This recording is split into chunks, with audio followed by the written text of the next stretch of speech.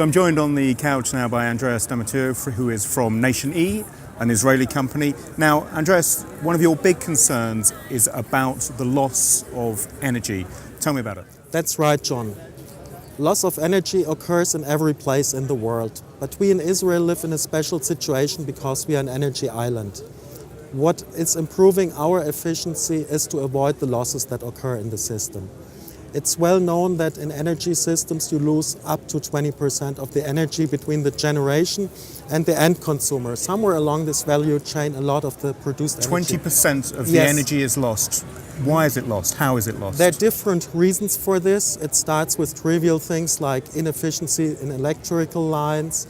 It's been theft by people. It's inefficiencies of the charging process. There are really hundreds of causes for the loss of energy. Do we know, for example, how much of it is down to theft? It differs from every country. There are third world countries actually where it's more than 50% of the lost energy, and more advanced first world countries where it's somewhere in the vicinity between 5 and 10%, I would say. So you know that in Israel, as one example, 20% of energy is lost. Is that the same in Europe? Yeah, in Germany, for example, in 2012, there was a total production of 637 billion terawatt hours. It's a number with a lot of zeros. And out of it, about 60 billion terawatt hours were lost. 60 billion terawatt hours at the end of the day is a huge amount. It's 10% or 12% of Germany's electricity.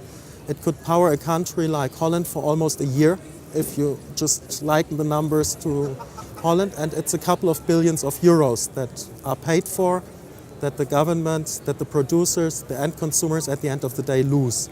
Okay, so we understand the problem now. Yeah. What is the solution? Our solution is to put a digital layer at the place of the generation of the energy on the energy and trace the energy from this point up to the end consumer. This digital layer, first of all, lets you trace the flow of the energy from cradle to grave. But what is unique, we also put a price layer on the energy. A price layer? What do you mean by a price layer? Every generation asset, because of legislation, has a different feed-in tariff or market price of the electricity it produces. It makes a difference if a utility sells the energy that it purchases from a PV into the grid, or if it purchases nuclear power on the market. Every has a different price, and we also want to have the idea for the customer to see how much of the lost energy is also a financial loss. A key part to this is the communications, putting the communications layer over the grid. Exactly. That's what smart grids are. Yes. So doesn't this come by default as part of a smart grid? This ability to be able to detect. Exactly. But our digital layer lets you not only visualize the procedure, but also allows you to take action. As you have an understanding where is the loss of energy coming from, you have the first tool to salvage something. It's like if you have a problem in the house and you know your window is perhaps not isolated very well. But if you don't have any tracing what's going on in the house, you only have a high energy bill and you don't know why.